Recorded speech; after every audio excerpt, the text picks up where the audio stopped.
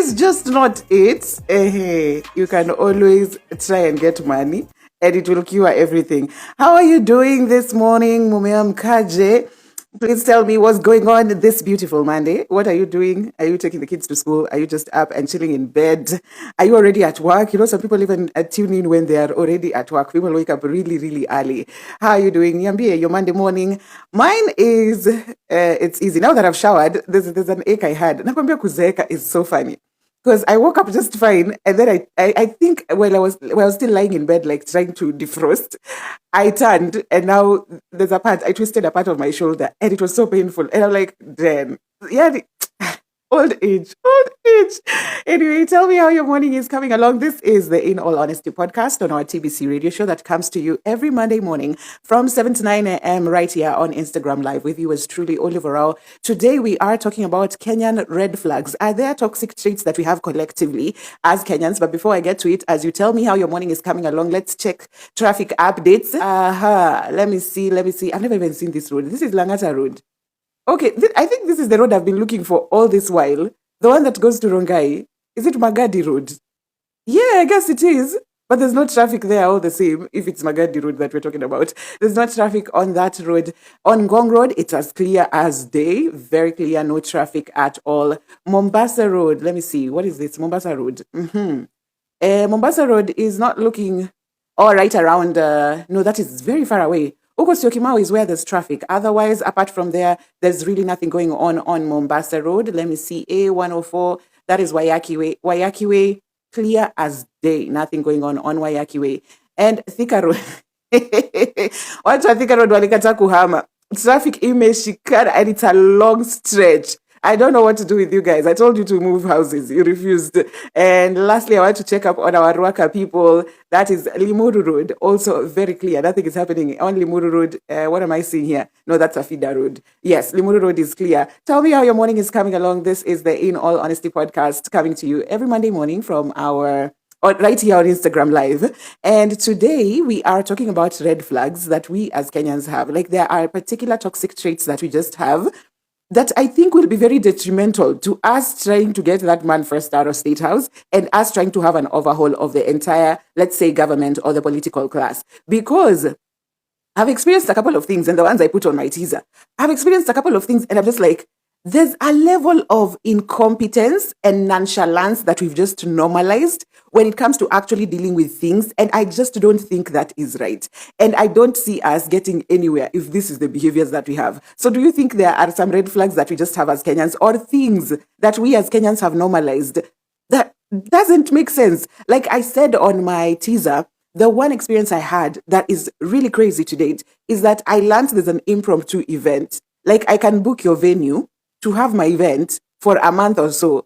And then on the day of my event, you can call me and tell me, I'll have to push your event because someone just walked in and booked for an event right now. I need to understand. This was someone who booked for an event. What's inconvenience? There's things I need to understand. This person, they have guests. They came already ready with guests to book this space and start the event. I really didn't get it. There are a couple of things. I've been involved in a couple of projects. Like I know corporate has its own issues, but now in the gig economy, I've been involved in a couple of projects where it's just utter incompetence. And everyone just seems to be okay with it. And you, when you call it out, you seem to be the only one who has a problem with these things. You seem to be the troublemaker. You seem to be the hard one to work with because you're calling out incompetence. And I don't get why you should inconvenience me. The famous saying for your disorganization should not warrant an emergency for me, right? And it seems like people will just do what they want. And then when now things have hit the fan, they want to now put it as if it was you. No, we need to share the blame. We need to, it was a fault on both our parts. No, it wasn't. I rarely drop the ball. And if I do, it probably was blindsided. I am very ethical in how I conduct my business. And I am so tired. I am so tired of the incompetence I have to deal with on a daily basis. And we can't be as Kenyans crying every day, oh Ruto, when us ourselves are literally behaving in ways that don't even make sense. And if you look at the way we behave, literally, it is directly proportionate to the leaders that we have. The people that you've elected into political seats, they are literally a reflection of who we are. Kwa saa zingine mmeshinda hapa, oh Ruto, oh Caswell, you umegeukia mwenzako kwa ofisi. Literally you're backstabbing people, you're stepping on people to get to climb up the corporate ladder. But then you'll sit here and point fingers at Caswell. No, you and Caswell are the same. Just different levels. You and Caswell are the same. You can't be backstabbing people at the office. You can't be doing bad things to other people in the office. And then when you come here, you want to point fingers at, oh, Sifuna. Oh, sijui nani. No, it starts with you. These people. And sometimes when I'm really angry, I'm just like, by the way, I know Ruto is not, yes, we are all angry, but literally, Ruto did not get there by himself. He did not get there by himself. Sometimes you people really deserve the leaders. You really deserve what you're going through because they're bad mannerisms.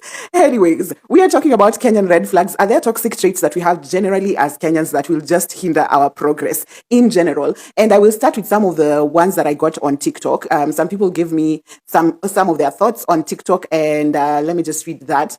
The first one here said, Masi Riziki said, as an event planner, SEMA suppliers could cancel last minute. And it's supposed to be okay because you will be asked, mbona haukuwa na plan B? Like, yeah, I should have plan B because things can happen last minute, but we shouldn't normalize not keeping our word. At least hata nitafute replacement. At least hata nitafutie replacement, jamani. Anyway, I have learned to have plan A, B, C, D, E. Now, here's the thing. I always have plan B, C, D, whatever, but that's just a personality trait. I should not have a plan B because we've normalized incompetence. You get? What do you mean you can cancel last minute? What do you mean there's an impromptu event? You get? Like, there's such... And we've just normalized these things. And when your politician does it to you, you want to cry. You really want to cry. No, I just wanted to hear your thoughts. There are things as Kenyans that no. And this will be detrimental to us trying to be progressive, even in the way we are moving politically, because these are not so much, it's not decisions made over there. It's how our life is on a daily. It's how we interact with people on a daily. It's how we do our work, the ethic that we put into our work. Someone else said, user 610, that long number said, the Kenyan spirit, unfortunately, is very narcissistic. I mean, individually, we may be the empathetic, but unfortunately, behind the curtains hides narcissists. So we look empathetic on the front, but behind the curtains, we really be narcissistic. E.g., cyberbullying, yes, and the way people get happy and excited about it. That is so true. Like, you'll see someone getting bullied, sometimes for no apparent reason. Because someone will just be minding their own business. They've posted their own cute photo, and then people will come and start body shaming, and then people will come and pile on that. And somehow, when your political class comes and does things to you, you want to separate yourself from that. You're just like, no, these people are animals. But you literally go on social media and bully people out of social media. You people bully people until people have committed suicide because of the way you're bullying them on social media. But somehow you want to distance yourself when it's time for it being done to you and be like, no, these people are not nice. As Kenyans, let us do better. So if you're just coming in, this is the In All Honesty podcast on our TBC radio show that comes to you every Monday morning from 7 to 9 a.m. right here on Instagram Live with me, Olive Roho. And today we are talking about Kenyan red flags. Are there toxic traits that we have as Kenyans that is just not right? We've normalized so many things, and I just don't think it is. Okay, to me, I just don't think it's right. Maybe I operate by a particular, what is it called? I operate by particular standards, but the way, wa Kenya, no way. So some of the things that I had here where it's just showing how we behave on a daily. I said normalization of incompetence is one, and this one has so many instances. Like most popular influencers, this you are very guilty for, eh? Most popular influencers and celebrities have very questionable characters. And most likely, a lot of them are cons. Munakoniwa daily. By the way, this year I haven't. Have you already been conned? Because it seems like every year there's usually a big con on social media. Every single time. And the people you exalt and glorify and put in high places have very questionable characters. The people you exalt as influencers, the people want to say, these are the celebrities, these are the ones that we like most, these are the most popular celebrities in Kenya. Very questionable characters. Very questionable. These people will do things to you over and over and over. They will come and lie. They'll start a business and sell fake things to you. They will finish conning you. They'll close down the business. They'll start a new business. And you Kenyans just don't care. Kenyans, this is normal. The other one for last year was Pasima Trevor. Pasima Trevor, I'm yet to hear what she's rebranded and come back as, because this is very common on Facebook as well, where people do things like they even start chamas and all, take people's money after they've been glorified, they've been put at a certain place, they've been given trust and all that. They will take people's money. One day they disappear from the face of the earth. What is crazy is that these people might come back with some ridiculous thing, like they've rebranded, maybe they have a new name. Some come back as they are now saved, they found Jesus, and somehow Kenyans just take them back, trust them again, give them money, give them the platform again. What is it with us? At this point, should I just say we have, what is that thing called? Not imposter syndrome, the other one. The other one where you are attached to your abuser. What is it called? Stockholm syndrome.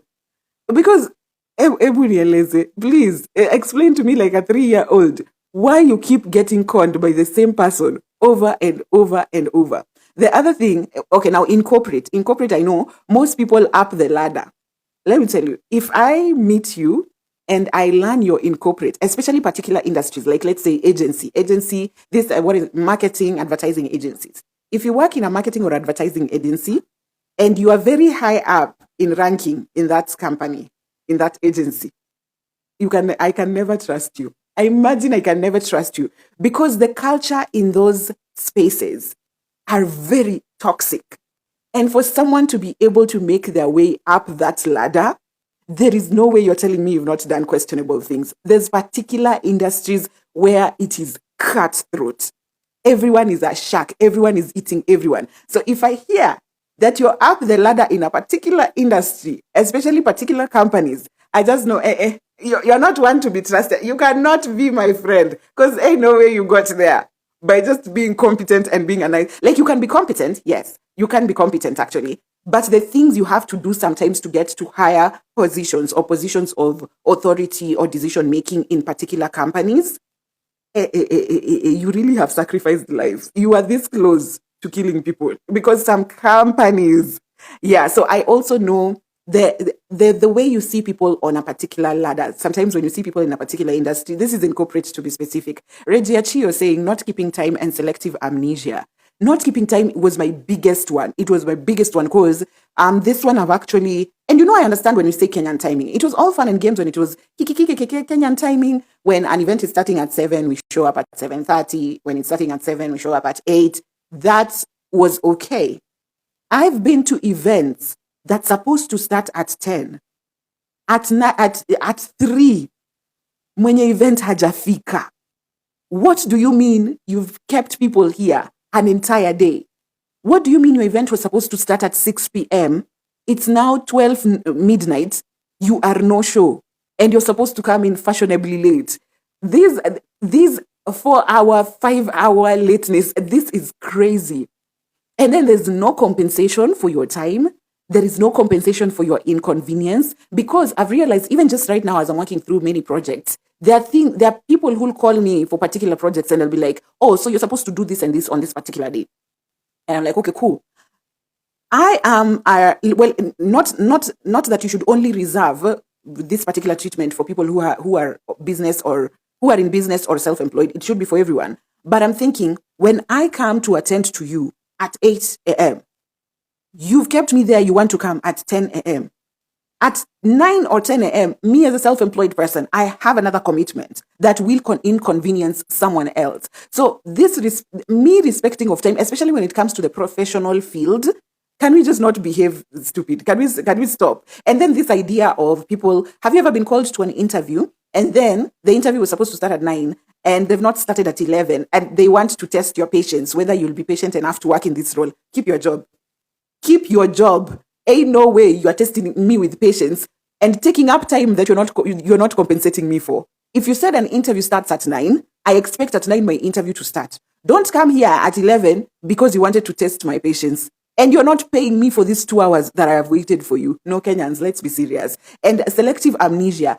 Selective amnesia is when, I don't know what you mean, Regiachi. You can tell me what exact instance you mean by selective amnesia. But what has come to mind for me immediately when someone says selective amnesia is when someone, I think it's the one I've described, when someone does something to other people, but then when it's done to them, they're so shocked. They say, oh my goodness, How dare you? As I've said, you go to work, you backstab people, you throw people under the bus, you're always setting up people. You're not a good person to work with.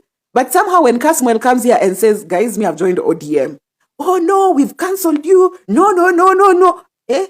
Able, clock yourself. Are you? Is there something you're forgetting? Is there something you're forgetting about how you treat people? So yeah, I don't know what you mean. The context of selective amnesia, but also when someone has done something bad to you, and this happens, of course, every election year. When someone has done during these 4 years, politicians will go around doing the actual most.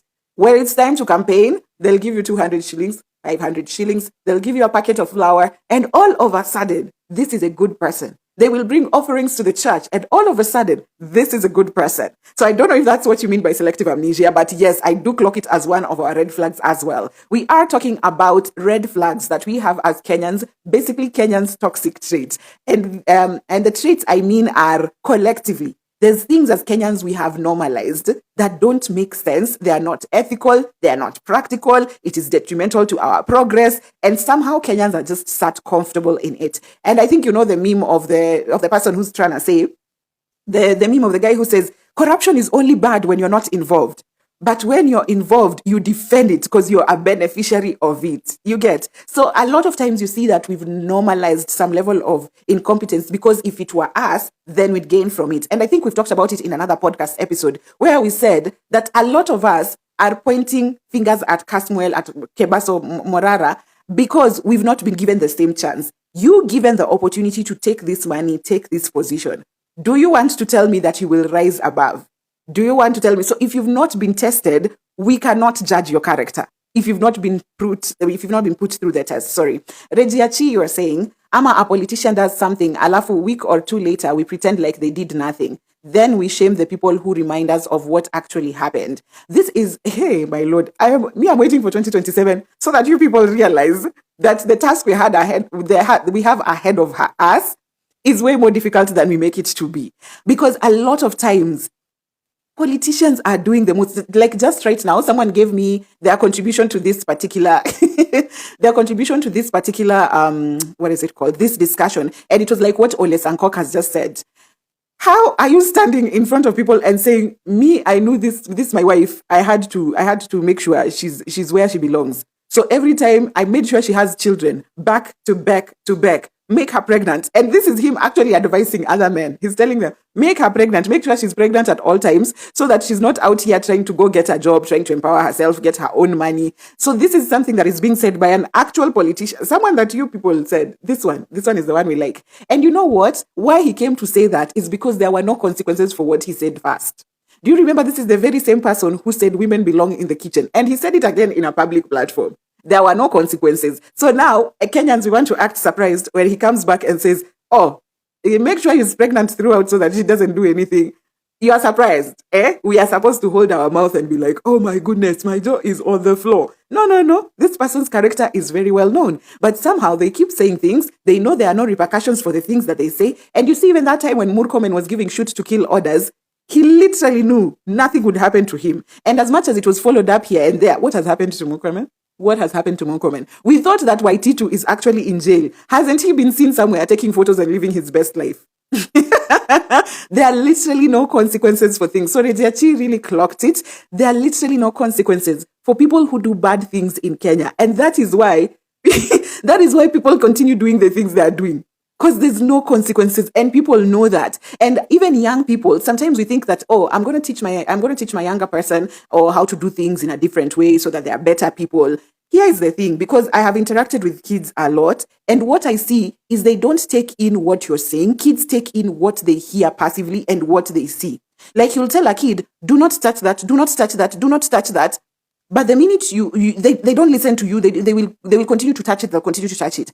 But on one random day, you'll be on phone telling your friend something like, poverty is the enemy. Let's go do potty. That's the one thing your child will catch. That one she will catch. But the other one for don't touch that, they will not catch. So I know sometimes even as we are raising kids, we're like, I'm trying to raise my kid right. But if the things you are doing or the things you're saying passively or basically how you live your life is a different way, that child is going to emulate exactly that. So even the kids watching the things we are doing, also them, they know, as much as you teach your kid, work hard and make sure you get your money so that you can get a good job, so that you get, so that you can secure your family. You'll tell your children all these things. But at the end of the day, if your child knows that all I need to do is just get money, because your child has had you talking with your friend on phone and they've had you say, let's just get money so that we get the tenders through corruption. Of course, if we have money, we can bribe. Of course, if we have influence, they can just give us. That person who booked a month ago, we can just move the event as we can book now. Your child hears these things passively, and that's what they internalize. So as much as we want to teach children differently, the way we live our lives is what they will pick up. So even right now, that idea of politicians doing the most, and then we forgive them very quickly, kids are noticing that. And people around us, even young people, know that. They know that all I need to do, like I know these rules are meant for people who don't have resources. All I need to do is work hard and get money. I just need to work hard and get money. And here's the thing, that's why I don't fault the babe who came out here and said, you guys just go to Mandamano, me, I must sip my matcha because there's nothing we can do. Because this person knows you people will be up in arms in the streets, Mandamano, da. The minute you're presented with something, another shiny thing, you're distracted, you are sold out, you're like, it's so easy. As Kenyans, it's so easy. Poetry Doliat, good morning. Good morning to you, love. How are you doing? How's your morning coming along? Je umefika kazini? Olwatch Effie, good morning to you too. How are you doing? Ever tell me how your morning is coming along. If you're just coming in, this is the In All Honesty podcast on our TBC radio show that comes to you every Monday morning from 7 to 9 a.m. right here on Instagram Live. And today we are talking about toxic traits, red flags that we have collectively as Kenyans. So we've talked about a couple of points here where as Kenyans we just need to be doing better. Otherwise, so Reggie has told us about selective amnesia, and the other one was timekeeping.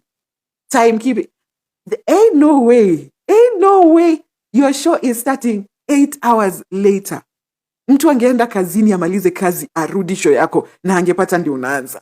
Like I'm surprised. I am utterly shocked by how we are behaving as Kenyans. And these are things that are actually normalized. And I feel specifically exhausted because this year I've had multiple projects where every room I walked into, I had to set things straight. It's always like, no, you cannot do this. And a lot of things you're asking people to do is common sense. I can understand if I'm trying to teach you how to podcast, how to distribute, how to edit.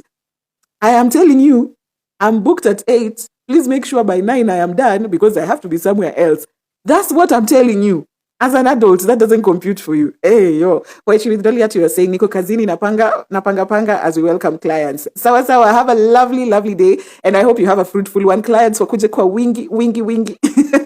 But yeah, so while we are talking about Kenyan red flags, also service providers, this is something that we've seen someone has given what is it called? Contribution on TikTok. Masiriziki on TikTok said something about service providers, and I also noted it here. Service providers having horrible communication and never meeting delivery timelines. And the way we've normalized dealing with tailors, that if you're dealing with fundi, make sure you're on the site. If you're dealing with a tailor, make sure you sit there until your clothes are finished. If you're dealing with sijui what, make sure you're there. Why is this normal? Why is this normal that you can't leave your car at a mechanic, things will be stolen? Why is it normal that I have to sit here and wait for my dress to be sewn so I can live with it because the tailor can't be trusted? Do you see how these things are actually ridiculous? This is like sitting down to watch water boil. Nimeka tu chini, niangalie hii kazi yangu isonge. I cannot send someone to go do something for me that is what they are doing. When I say, okay, service provider, you're cooking for me. Sawa, you'll cook at this event, this and this is where you set up. After I've told you and given you all the instructions, as a Kenyan, I still need to follow up because you people still be doing the most. These things don't make sense to me. The things we've normalized as Kenyans don't make sense to me. And I really want to hear if you really agree with everything that I am saying, because the way the toxic traits we have as Kenyans, I think will be detrimental to our progress in the political scene. We will not change the political scene until we ourselves behave better, because our political class are a direct reflection of who we are as Kenyans, okay? And also, every time someone is caught in a corruption scandal, they are highly likely to win a contested political seat. Uongo ama ukweli? Nimedanganya je? In fact, right now, I think the criteria for getting Kenyan leaders is get yourself involved in a big corruption scandal first, and then come to us, and then we vote for you. Because honestly, and I think this culture cuts across. You remember when we said this culture cuts across? The influencers, the first point I made, influencers and celebrities who you glorify most, the most popular influencers and celebrities in the country have very questionable character. So you see where you're starting here, little things like the influencer you're supporting, it actually reflects on the political leaders that you have. Because your political leaders also are behaving in ways that are just not right. And somehow you've normalized it, right? So even when we see people who've been involved in great scandals, like corruption scandals that are huge, all they need to do is be involved in a corruption scandal and then wait for the next election year and vie. And they're going to win, imagine. They're going to win. Like, I won't be surprised about this, the Nakuru governor. I won't be surprised if that woman will be brought back in 2027. I really won't be surprised. And this is why I'm saying you're not getting Kasongo out of State House either. With the way you're behaving, 2027, you'll be given small monies here and there. They will put they will go and put church offerings in the basket. Forgotten. This is our person. It's our person. Regiachi, you're saying, hapo kwa service delivery, niliona moto. I ordered shoes online. Then this babe has the audacity kuniambia, ati bado anaenda Isili, ndio anilete my order. Now we had agreed on time. Nilikata the order. And this, I loved that you said that, because I have realized that a lot of people who behave the way they behave, there have been no consequences. And that's what we're saying about Ole Sankok as well. He can talk this way because the things he said in the past actually related to what he's saying right now. And, well, there were no consequences. So you kukata order, that's a very good thing, because that's what I have. Me, that's how I punish people. I'm like, I've given you business, you've not delivered. I'm taking back my business. And usually I will ask. I'll ask in the beginning, what's your refund policy? Because I need to know. Me, you will not give me bad service. You will not do the things you want. And then you want to tell me. And it's because these people there's no consequences. Before you, Reggie, before you bought the shoe, some people have bought shoes. They've been inconvenienced and they did nothing. When the order came in, they just took the order. So this person knows they can behave like this because there are no consequences. This has happened before, and other customers just get on with it. They're just like, you really delayed my order. You've really inconvenienced me, but let me take it. Me, I don't give you business if you're not behaving right. And I actually don't understand these people. Kenyans, please, stop showing off. Stop showing off. I also don't understand these people who go somewhere, get a bad service, and then because they've gotten a bad service, they want to prove a point by pouring money in that institution. So let's say I go to a restaurant and then the server or the waiter who's serving me gives me attitude, or rather just treats me badly, gets my order bad. But since I want to show them that they shouldn't treat me like that, I want to like tip another waiter. I tip them a big tip so that they see. And I also order a lot of food so that they see I have money to spend. Me, it doesn't make sense to me. I enter somewhere, I don't get good service. I leave with my money immediately. Immediately. What do you mean I'm going to spend on an institution that has not, I'm going to spend I'm going to spend my money somewhere where I'm actually being treated badly? I don't understand. I don't understand these things you Kenyans do to prove a point. I don't get it. In fact, the punishment is me denying you my money. And I know my money might not be a lot, but that little one, you've lost me. And me, I'm those people who catch a feeling. Let me tell you, grudges like this, I hold. Me even I'm a mamboga. If I ever had a bad experience with you, if on Sunday all mamambogas are closed except you, I will eat something else. I will drink water and go to bed. I am not spending my money to enable bad behavior. Big Fish, Iano, you were saying, agreed with the moral decay, but with Ruto, Uncle is going home. If maybe I want him to go home, But the way people are behaving, let me just, Big Fish, the way people are behaving around you, is there hope? Is there hope? Because I feel like it's one thing when we know what we want. There's a couple of us who know what we want. We know these are the steps we're taking to do this thing and execute.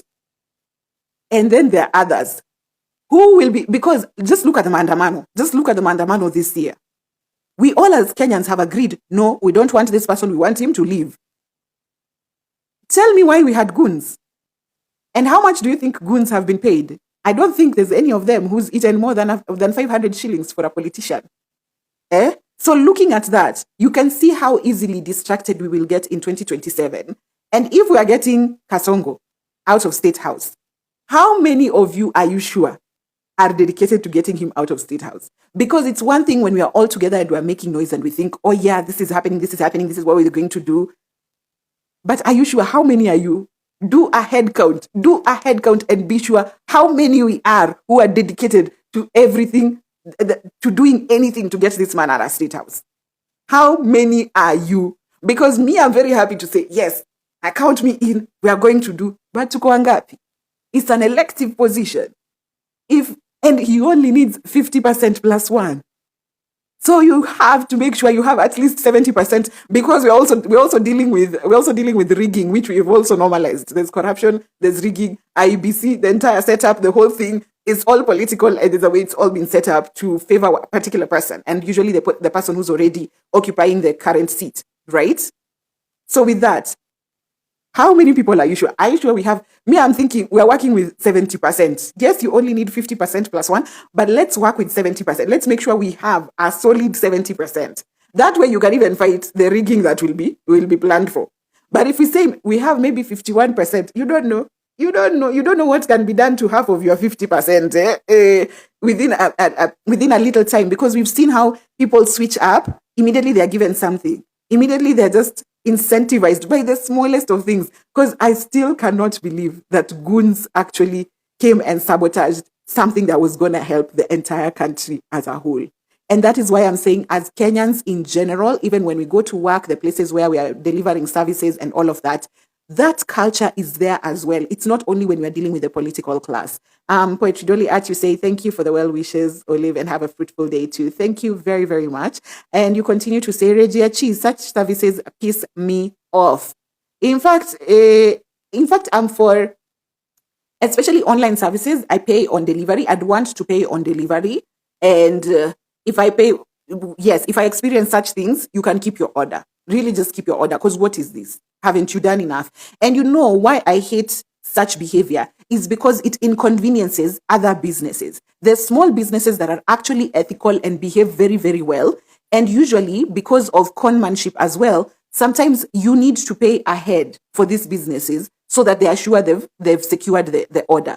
So paying on delivery is usually something that's tricky, especially for small businesses. But there's ones that actually operate really, really well. But you see, the ones who are doing the most and are operating badly now spoil the market for the others who are operating well. Because I do understand the paying for delivery when your delivery reaches you. But sometimes for a small business, that's usually a very huge risk. But you see, for the one who's operating ethically, now that it sort of puts them in a bad position because of this one who's not behaving well, right? And again, it just comes down to the things we've normalized as Kenyans. And as I was saying, Reggie, for this person to behave like that with you, it's because there were no consequences before. There's other people who they've done this to, and the other people were just okay. And these people, sometimes you've had, when I was working in customer care, I was just the first times, and then after a while, my counterparts used to say, home. So there's some level of nonchalance that comes also with people can just be treated how they want to be treated. And it used to break my heart so much, because as a customer care service agent, sometimes the people coming to you are so old, they've come from so far, but there's just this for anasumbua. And guy, I don't know. I really don't know at this point. Regiachi, you continue to say, same na a certain bank I opened an account. They frustrated me. I met their representatives, nikamwambia they have bad service. Now, if they don't change, I told them I will recruit people to boycott them. Honestly, there are no consequences, because for me, there's a bank. In fact, I'll just say KCB Bank, a nonsense bank. And when I was tired, because I remove my business if you're not helping me. When I was tired with their nonsense, I said, Ebu, close my account. Let me tell you, KCB Bank took me 2 years just closing the account. I've done everything. And then one day you'll be contacted by a different person will tell you, oh, you still have to pay 700 shillings. I'm like, I paid everything. I was at the bank. I would check everything, check history and how I've operated with you. A different person will come and contact you and be like, oh, you have 4,000 shillings. And I'm just like, is this not the same KCB? Don't you work? All of you are the same. So at some point, someone told me to launch a complaint to CBK. So I launched a complaint to CBK. I don't know how that went. It got to a point where I just got tired and I was like, let them do with that account what they want to do. But I think right now I'm actually registered on CRB for 9 shillings or something because KCB refused to close my account, and whatever they were doing with it, I do not know. But at the end of the day, the last thing I remember is I had to pay them 9 shillings, which I don't know what for, and I refused to pay. It doesn't matter what amount of money it is, because if I'd have continued to pay for things, they'd have continued with whatever it is they were doing, because it would just be like, oh, sorry, we missed something. Now you're supposed to pay 900. Oh, sorry, we missed something. You're supposed to pay 400. No, we missed something. You're supposed to pay 4,000. Yeah, man. Am I mad? So me, I just said, okay, whatever it is, do as you please. I left them with that bank account. I don't know what they did to it. The last time I checked, I was registered on CRB for 9 shillings or something. I don't care. At this point, I really do not care. They can do what they want with that bank account. But that is true. And I don't know if you can actually boycott. I don't know if you can successfully recruit people to boycott a particular service, because again, as Kenyans, we are not united. We are not united. How many times have you said you guys are going to boycott Safaricom? Well, I understand for Safaricom it's difficult because of the monopoly they're enjoying with things like, what is it called? Digital money, like paperless money and all of that. I understand that. But at the end of the day, as Kenyans, there is no hope in recruiting people to boycott a service. Honestly, people won't. Me these days, I've just realized I'm going to do my thing. If I have to boycott a particular service, I just boycott it myself. Those who will come on board, fine. Honestly, as Kenyans have, what did you call it? Not imposter syndrome. Why does imposter syndrome being the only one that coming to my head? Stockholm syndrome. Kenyans really have Stockholm syndrome because there's there's no other way you'll explain to me the things people do in this country. Big Fish, Yano, you were saying, Bona hata kuna that ambiguity in vote counting, right?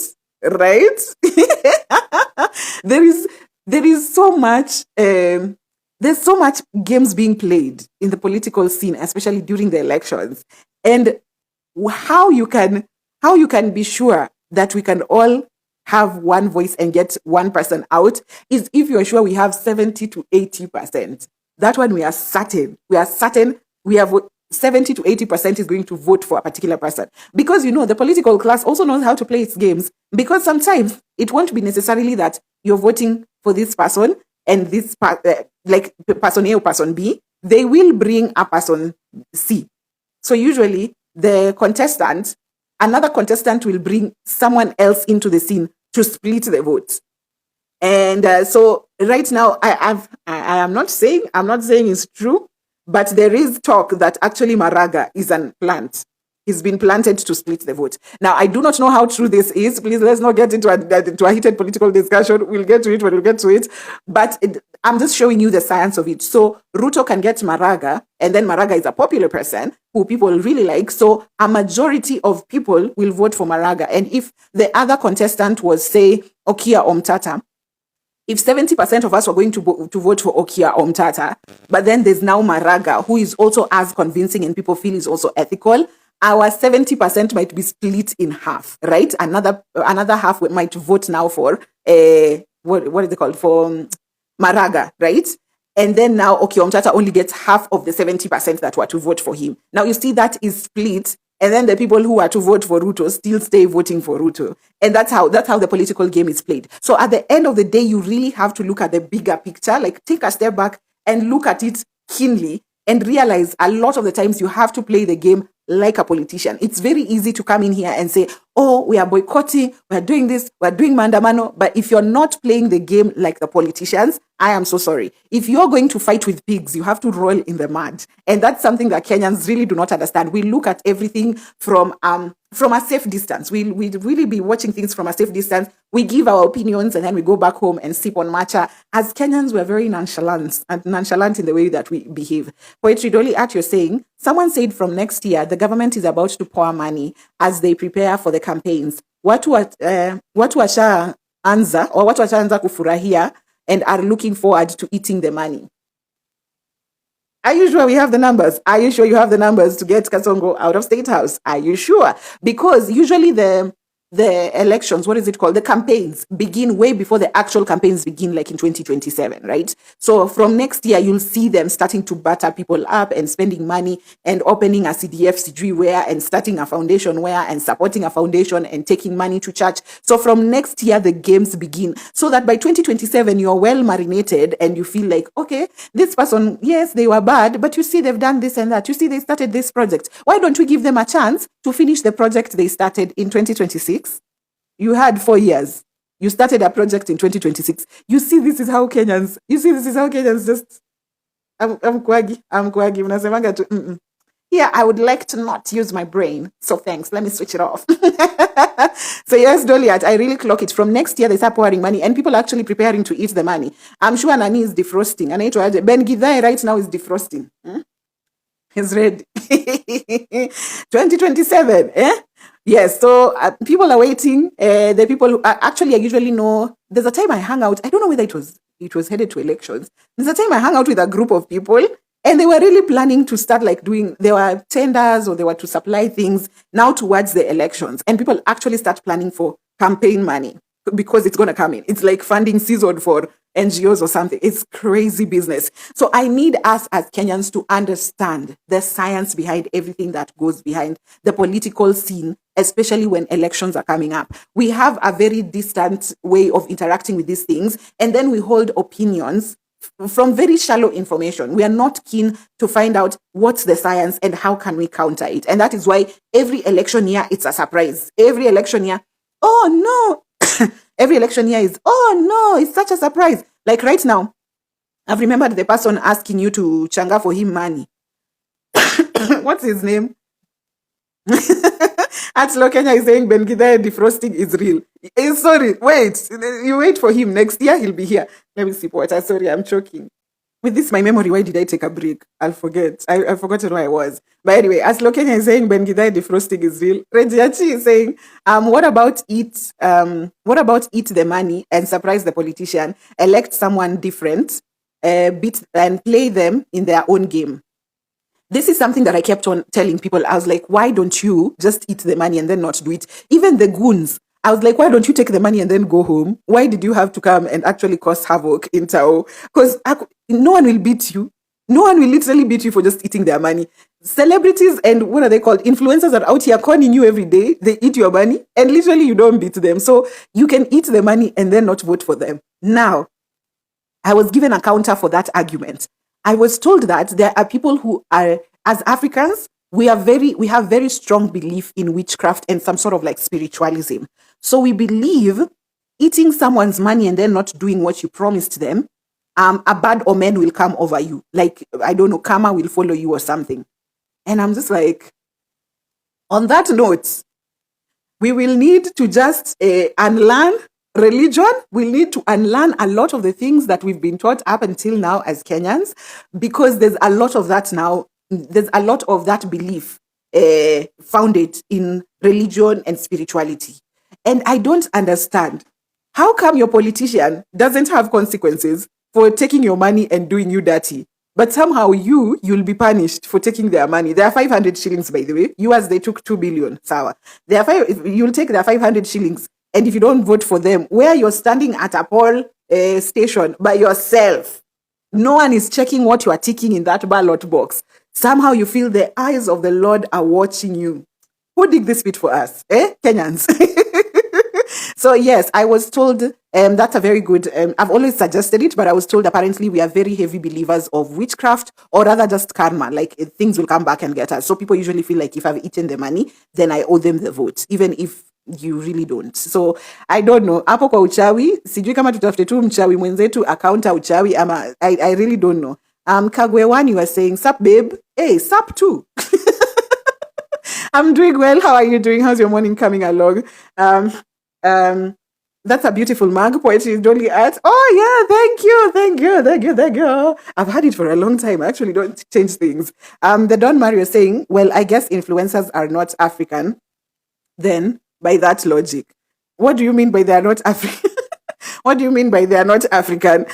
I think I lost that thought, Kidogo. Just explain it for me. I'm so sorry. If you're just coming in, this is the In All Honesty podcast on our TBC radio show that comes to you every Monday morning from 7 to 9 a.m. right here on Instagram Live.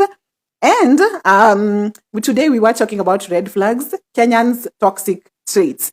There are traits that we just have as Kenyans that will cost us dearly. And it's not so much the political class, how we vote, nini. It's the little things, how we interact with ourselves right here, the service providers, what you're going to get here and there, and how we generally just interact with people. The other thing I talked about here when it comes to these red flags, we as Kenyans, all those we've discussed were under normalization of incompetence. Now, let's talk about lack of home training.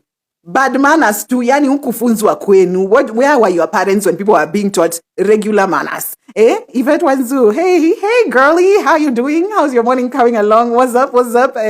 It's 8. Okay, have you done school drop off? Are you are you in bed and just chilling? I really want to know what your morning looks like while you are tuned in. The Don Mario saying influencers don't have scruples when it comes to taking people's money and running. Oh yeah. When we were talking about some people feel like they'll get punished if they take a politician's money and then they don't vote for them. I don't know, but yes, by that logic, influencers are not Kenyans. They will take your money and they will go. And they will rebrand and come back and take your money again. Because you know what? You a mumu girl. You a mumu boy. You a stupid. Big Fishiano, you're saying, Regiachi. No, it's all about guilt and justification. If you do eat their money, which is still in turn our cash, agree to disagree, the things we have normalized reflect our political class. But you're saying exactly what Reggie is saying. It's all about guilt. You're saying what Reggie is saying. Actually, because Reggie is trying to say, why don't you take the money and then not vote for them? Like, they won't know you didn't vote for them. Who was that politician who went around? What was his name? It was those sides for Siaya. The politician who wasn't voted for. So he went around like pinching people's ears. He was just like, you people.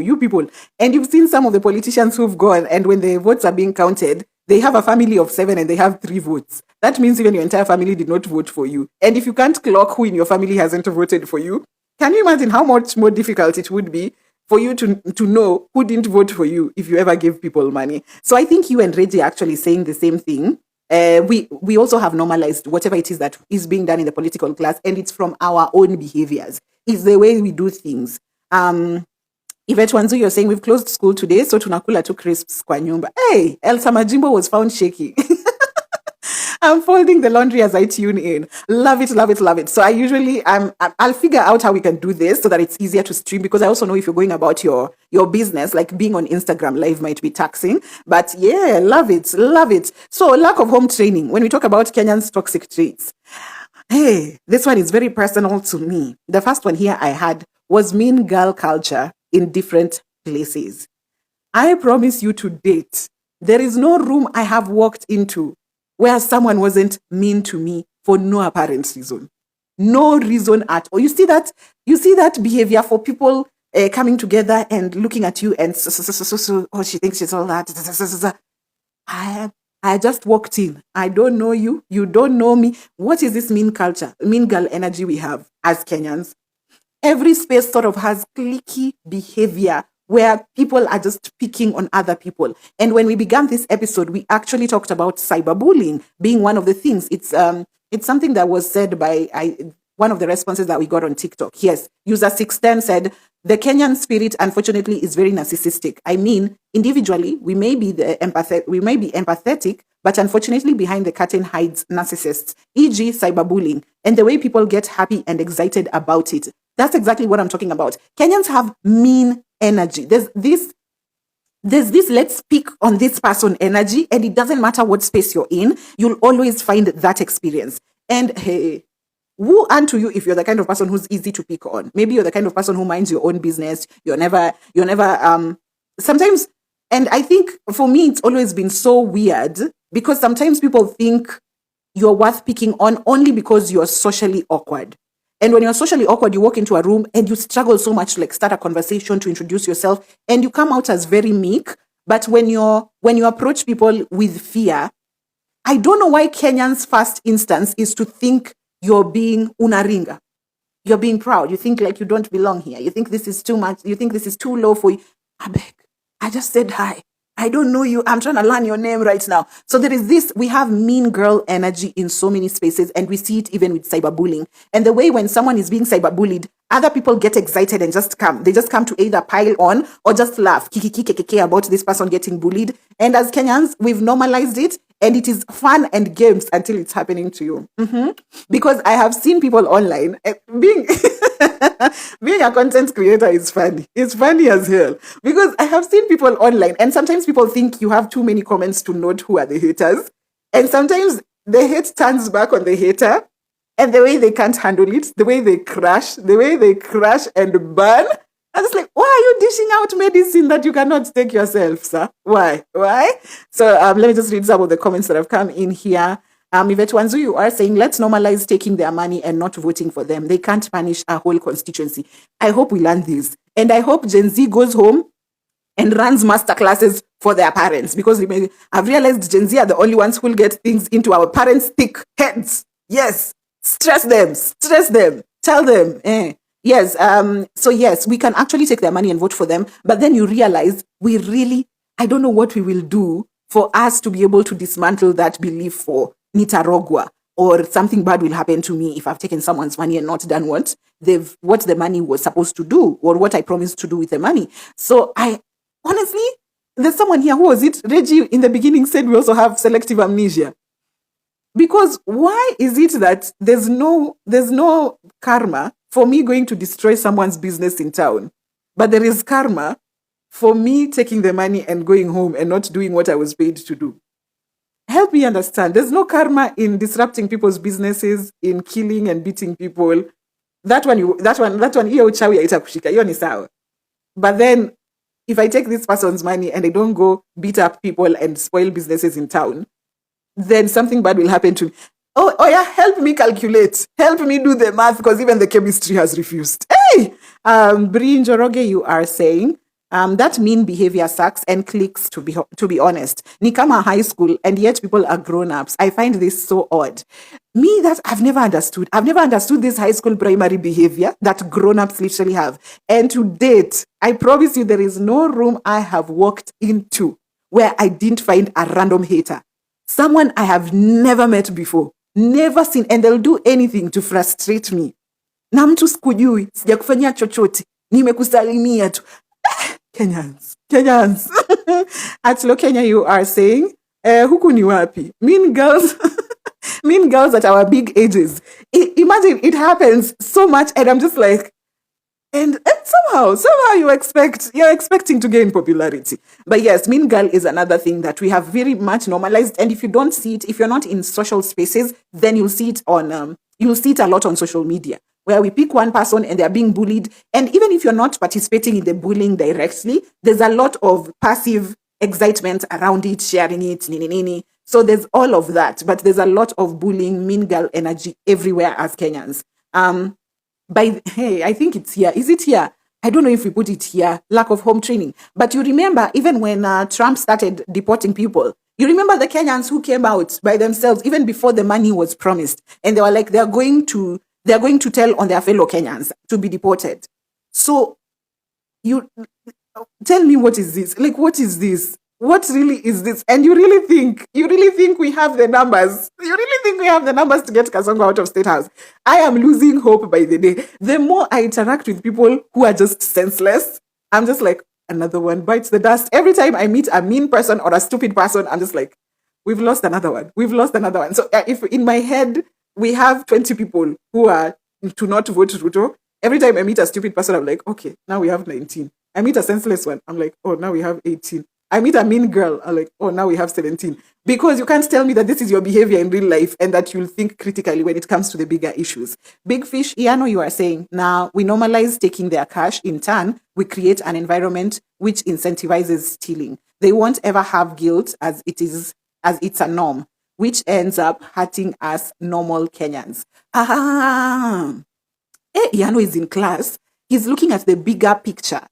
The entire bigger picture. The idea is to not take the money at all, even if we are not going to vote for them. So the idea is not to take the money and then not vote for them. That still normalizes cheating. Actually, that's true. I hadn't looked at it that way. That's actually true. So it's, I guess now it's a case of a lesser vice than the other.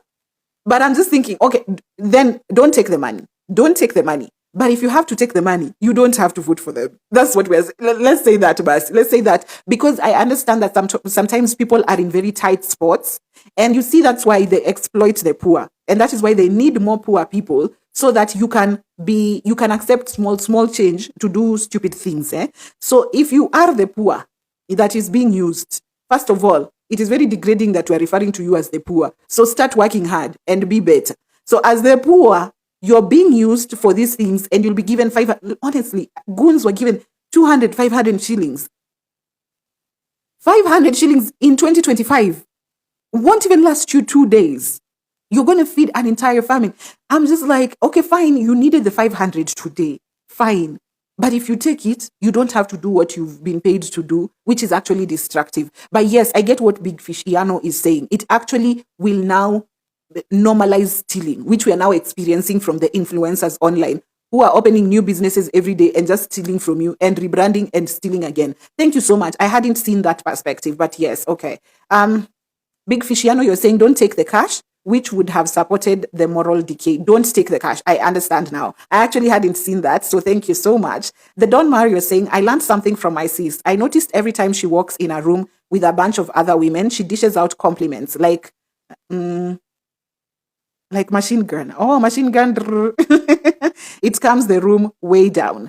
I understand this. I understand, because also me being in social spaces a lot, I've had to learn particular things that just help to defrost people. And the first one I learned when I started interacting, we had a program where I had to interact with artists a lot.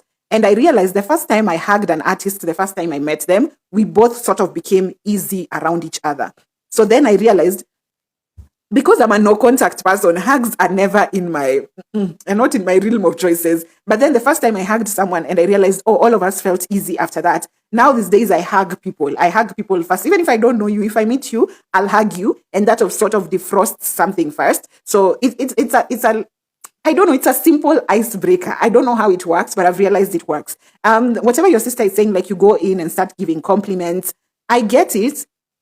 But I also feel let me do it from the point of, I want to give compliments just so I can use it to ease my nerves. Maybe I'm socially anxious, or I'm giving compliments just because I want to give them. I think people look good and all of that. But giving compliments to ward off the mean girl energy, that I don't think so. And right now I'm very cutthroat. If you're a mean girl, I'm going to be mean back to you. Tukae kwa hii meanness yetu tuone nani atashinda. Kwa sababu you cannot, I feel like trying to work around mean people is enabling them, because then they will just go to the next person and they want that person to also work around them. I don't want to enable bad behavior. If I walk into a room, I realize someone is matching their energy immediately. I pull hey Mila, yo, come on now. I pull a mirror out of my pocket and I'm like, here you go. Here you go. Reflect that back to you in Jesus' name. Because what is this? So yes, I guess the giving of what is it called? The giving of compliments is really nice. It sort of breaks the ice, but I'm not going to give compliments to mean people just so that it eases the room. Mean people deserve mean energy. Match it. I'm going to match it. Dex Fayid, you're saying, Msichana wa Maseno. Hi, you look amazing. Nice podcast. Great topic. Love. Oh, hi. Hey, hi. Msichana wa Maseno. Hey, you know me from way back. Maseno was my campus. That was 10 or 15 years ago? Okay, nimeenda sana. 2015 is how many years ago? That is 10 years ago, but then 2015 is when I graduated. So 4 years back. Yeah, it's 14 years plus. Hey, Dex Fayed, how you doing? It's nice to see you and thank you for your kind words. Yvette Wanzu, you're saying, in fact, senior citizens are the major mean girls. Be nice, you're about to die. My Lord, you are here being mean and you only have a few days you're counting before you are gone. Hey, boo. This has made me so happy. By the way, finding people who are mean in spaces is wild. And then I think now Yvette is talking about mean people who are older. Like, you see, you've started a job at a particular place. I think even Munir on TikTok talks about it. He was like, why would I go to an office and see a 30 or 40-year-old is beefing with me, mtoto mdogo, eh? Why, at this your age, right now, you want to beef with a 23-year-old who's just starting to work, who doesn't have even the money that you have, the exposure that you have? I beg, rest. You're fastening your days on this earth and you don't have so many. That is so good. That is true. The Don Mario saying, I think it's usually kind of a blanket strategy because you don't know who is the mean girl in the group as you walk in. So it takes care of everyone at once. I don't care. I don't care who's the mean girl. I will pick it out because there are normal things that you do when you walk into a room. First things, you greet people when you walk into a room. That's as simple as that. Greet people, smile, just be pleasant. That's all. Just be pleasant. So from there on, wherever the conversation will go, that will be fine. But you'll realize there are rooms you'll walk into, you'll greet, and someone will not greet you back. They already don't like you. They won't greet you back. And me, the minute I clock that, come on, where's the reply salam? Then it's about to go down. Because what is this? I know that sometimes you can't clock who's mean immediately, but me telling you that I walk into a room and I see a mean girl and I feel mean energy is because they've done something directly to me that's already mean. And so from there, we go on from there. Because usually the default is just to be pleasant. If you walk into a room, you meet people, the default is to be pleasant. Even to ingia, salimia, want to smile, ask people here and there, small talk, whatever. That's usually the default. But you usually enter a room and you find there's someone who's already not greeting you. They want to size you up. They want to sabotage some of the things you're doing. There's mean girl energy in offices, not offices, but certain spaces that are just wild. And as Yvette has said, it be the senior citizens at your age, do better. Eh? The Don Mary saying, Yvette Wanzu, I know, right? Stop hating on me and tell us fun stories, grandma. Wait, guys, this is bordering age shaming. This is bordering age shaming. But I usually say, if you're the first person to, by the way, if you don't know what happens with EQ coaching, so I am an EQ coach, that is emotional intelligence coaching. And people think that it's a lot like therapy where you come and you're like, oh, kill them with kindness, unpack. In EQ coaching, we just be learning too much energy. We just be learning to manipulate the manipulator. Because we ain't got time. Mambo ya kuheal, enda kwa therapist. Hapa we are dealing with an aggressor, okay? We are dealing with things that you don't know what to do with, eh? So we're going to match energy. We're going to match energy. And I usually say when you throw the first punch, you cannot dictate how the fight goes from here. So if I come and tell you, oh, the Don man, even you are ugly. Hey, when someone comes and tell me, and you are an orphan, I beg, you cannot cry. You cannot cry because you started it. And when you throw the first punch, if the person you punched draws out a knife, you cannot cry. You cannot cry, okay? So if the person was mean and we start age shaming, if you threw the first punch, you cannot dictate how the fight goes on from here. I'm sorry, you are on your own. Hekaya Bookshop. Hi, Hekaya. I have a mean friend. Been friends for 7 years. And she thinks she must have everything good before everyone else. She once said, you will never get married before me. And God has a sense of humor. God. Why are they still your friend? First of all, Hekaya Bookshop, buy my book. Go to buyolive.com. The link is in my bio. Buy my book. Can I unsubscribe chapter 4? I sell per chapter. It's in audio and ebook. So you can either read or listen. Buy chapter 4 where I talk about fake friends. Please listen to it. Also, when you have time, this very podcast, the In All Honesty podcast, has 2 episodes this season on friendship. Last season, on season 4, we also had an episode on friendship. Listen to them when you have the time. And please, this person should not be your friend. I don't know why they are your friend, but if you think your friend is mean and there are parts of you that you actually believe you are not like them at all, that friendship is dysfunctional and you shouldn't be in that friendship. I'm sorry to be the one to call it out. 7 years is a long time. My book actually addresses it. So read chapter 4 of Can I Unsubscribe? Link in bio. And I hope it really unpacks this for you. Now, that's a mean person, and trust, they don't want the best for you. They do not want the best for you, and that's not someone you want to keep around. I promise you, they will sabotage you because when jealousy shows up sometimes, it doesn't know how to hold back. So don't have people who are not rooting for you in your corner. Regiachi, you're saying, I love if you give them the same energy, they say hauna heshima. Tambariza them. Tambariza. I like how Gen Z came into the space and said, I don't care who you are, how old you be, I'ma show you nitakuonesha wewe. Hey, Gen Z are fixing the nation, one person at a time, one mid girl at a time. Yes, and usually when people, I think I mentioned it in one of my stories, when people are given their medicine, when you hold a mirror to people, they come correct very fast. Very fast. So usually they know what they're doing. They come at you and they know what they're doing and they're trying to either disorient you or whatever it is that they're trying to do to you, but it is just bullying. Yes, deal with them. And me, I don't care where you go with that person. I'm Hekaya Bookshop. How is this still your friend? The Don Mar, I'm there with you. I am really there with you. Please read my book. Na wachane na huyo mtu usikue rafiki yake tena mu block. Anyway, so if you're just coming in, this is the In All Honesty podcast on our TBC radio show that comes to you every Monday morning from 7 to 9 a.m. right here on Instagram Live with me, Roho. And today we are talking about red flags, Kenyans' toxic traits. Now, we've talked about a couple of things. We've talked about a number of things under normalization of incompetence. Now we are talking about basic home training. People hawana tu tabia hawakufunzwa kao. And while we were talking about mean girl, there's also things that I wrote here. Kenyans will sell out each other for a loaf of bread. That's another thing. If you've worked in corporate, we've seen how goons can be paid 500 shillings to go destroy businesses.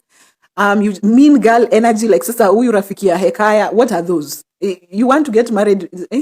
Get married worse. It's okay. It's not a competition. So you see, Kenyans sometimes don't even need an incentive to backstab or throw their fellow Kenyans under the bus. Kenyans, there is this culture of yani kuzana tu. Are we the ones who adopted the slave masters mentality more than other Africans? Kenyans have no unity. And if you go to foreign countries, if you look at stories on social media about people in foreign countries, Kenyans be selling out each other for nothing. When I said that's time for when people were to be deported, and there are people who they had removed themselves. Walikuwa wamejitolea kuuza wenzao. For nothing. Before the money was promised, they just said, I'm going to tell you this and this person doesn't have their papers, this and this person doesn't have it. Hey, Kenyans will sell you out for a loaf of bread. And it is for that reason I don't see Kasongo living State House in 2027. Munauzana hata for a quarter of konyagi. Kenyans will sell out people. Hey!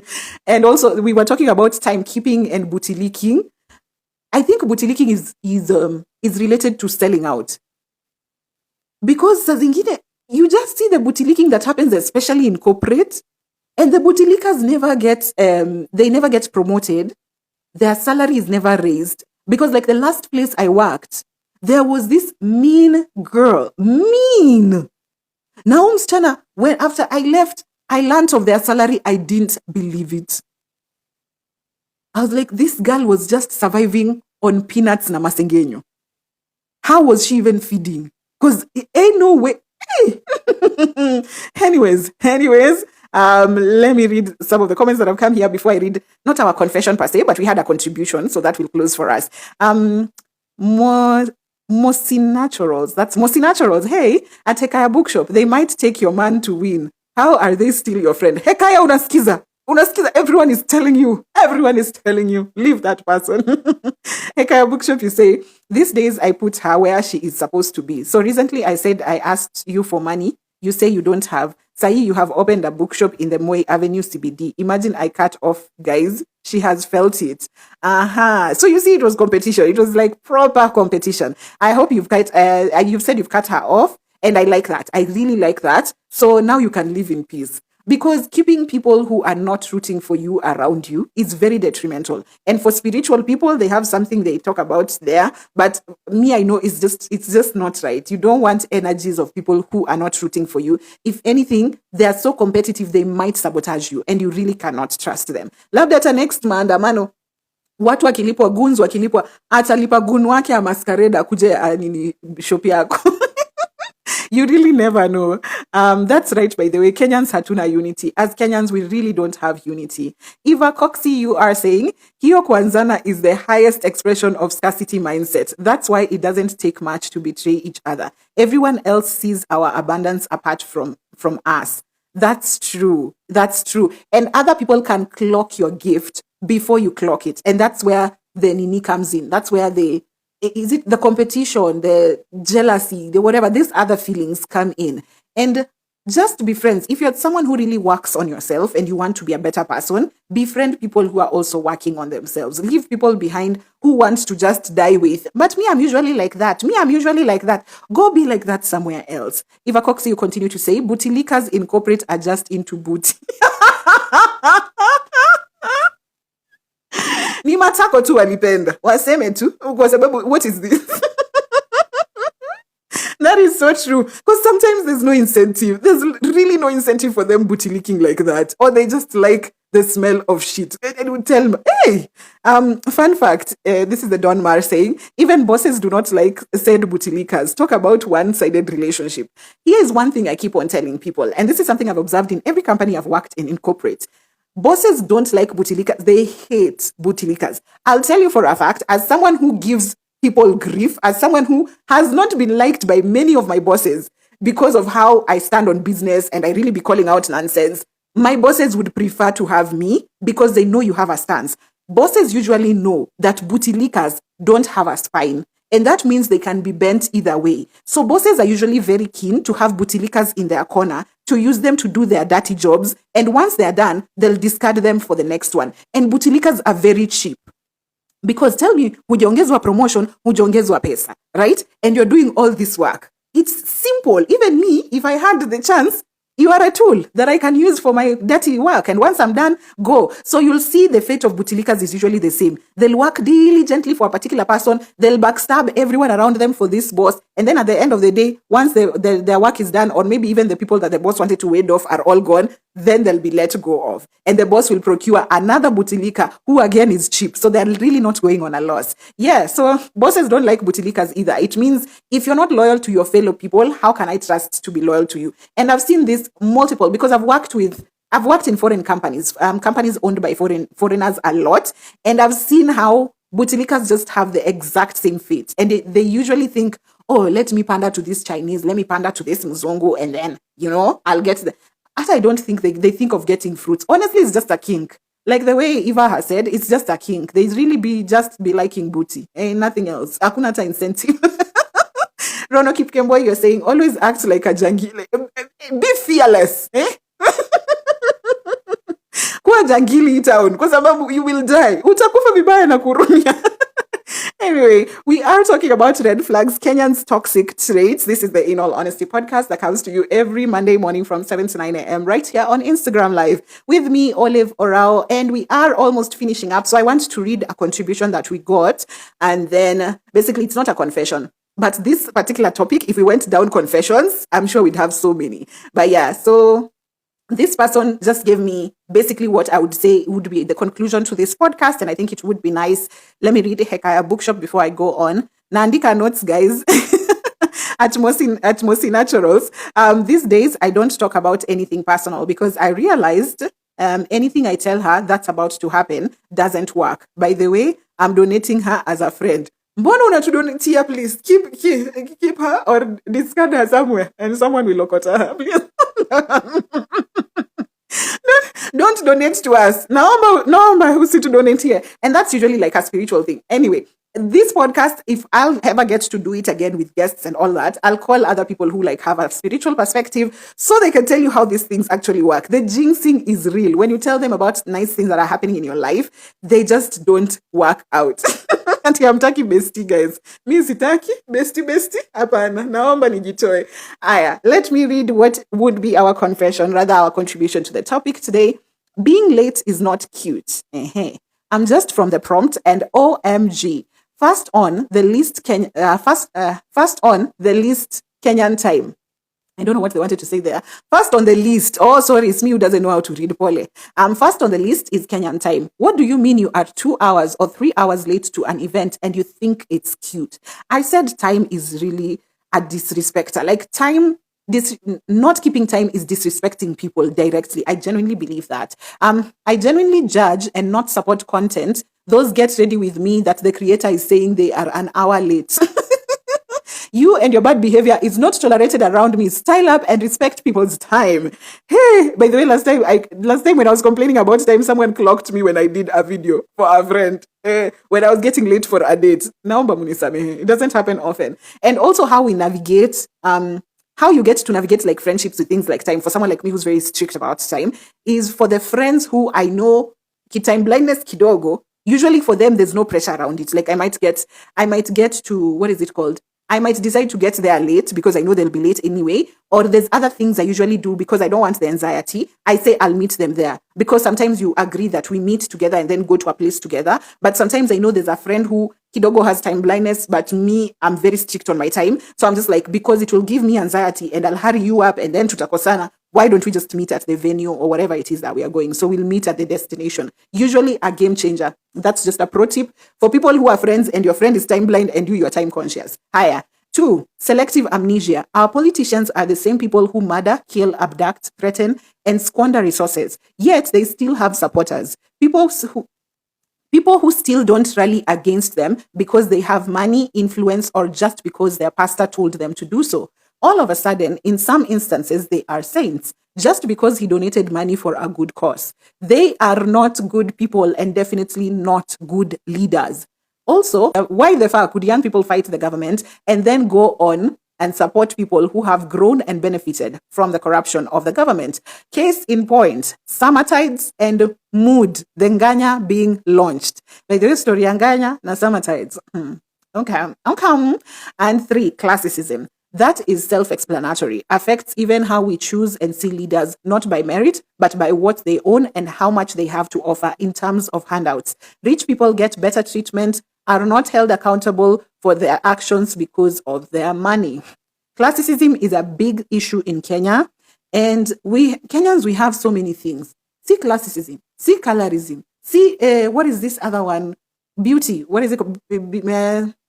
Pretty privilege, those ones. Kenyans, every sort of ism we have. We genuinely are just be thriving with every sort of ism. But anyway, I think this was such a good, she basically just like captured everything in this particular contribution. And really, this be our red flags, and it will be very detrimental to our future, especially our political future as Kenyans. And I don't know what to do at this point. Me, I try my best. I come here, I educate you, I run coaching for emotional intelligence so that you make better decisions. There's so many people, content creators online, who are trying to create civic education content so that they teach you, so that you get to see how things work. I don't know. The people you people have glorified, the most popular celebrities. Kila siku tu ni chai ya, my husband cheated. Sijui women are fighting for me. Sijui. Your country is burning and you're fighting over men. Hey, what shall we do with you? I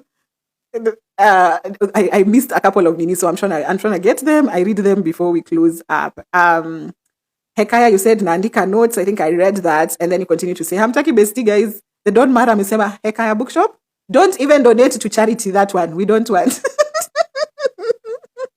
Hata to charity is an abuse to watoto wenye wanateseka.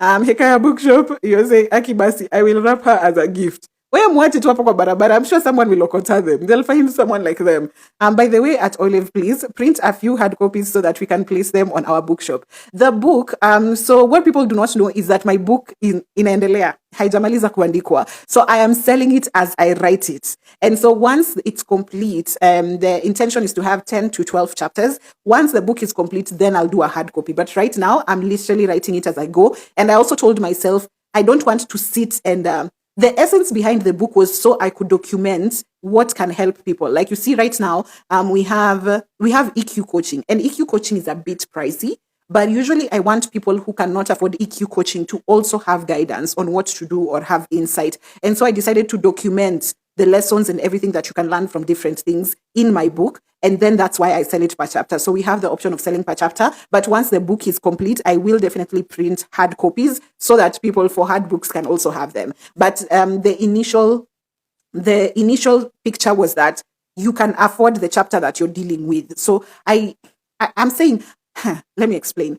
a lot of the business tools and a lot of the accessories I'm offering at Buy Olive as my consultancy are solving direct problems I had as a 20-year-old. Okay.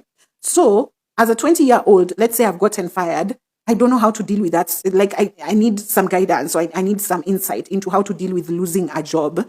But at 20, when I've lost a job, I didn't have 1,500 shillings or 2,000 shillings to buy a book, but I could have 150 shillings to buy a particular chapter that will address job loss for me and will give me insight into how to deal with this particular situation. So that was the essence behind the audiobooks. And why I made it an audiobook as well is because I also know there are people who are not good readers, but they still want to gain the insight.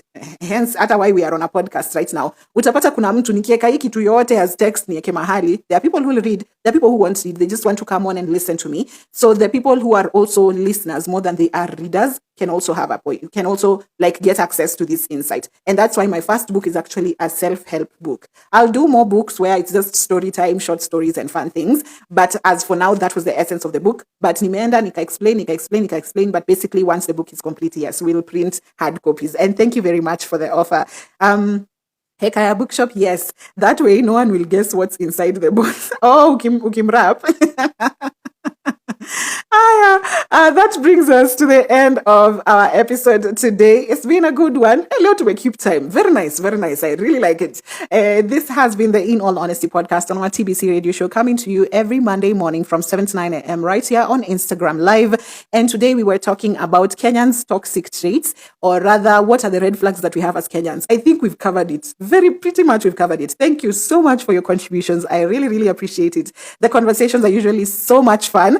And we'll meet again next Monday for our next show. And by the way, we are on episode 21. Usually my seasons are 24 episodes, so we only have 3 episodes to go, and then tupumzike. Tunazanga kupumzika hapo September until next year. So start preparing for, what is it called? Separation anxiety.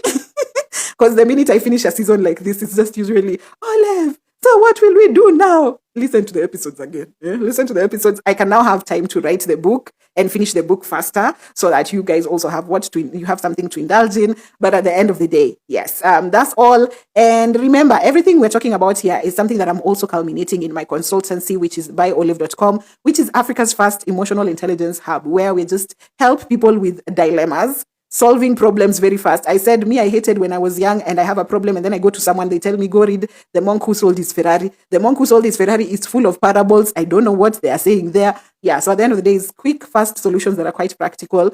Wewe, huu ni rafiki yako mwenye anasikia wivu. Break up with them. Ghost them. Do not talk to them anymore. Simple as that. It's not now to come here and tell you, when the day ends, the day must end. At the end of the day, the sun must go down. It's not time for that. We just need practical solutions. So that's what basically I'm offering at byolive.com. You can check out all the links are in my bio for whatever it is that you might be interested in.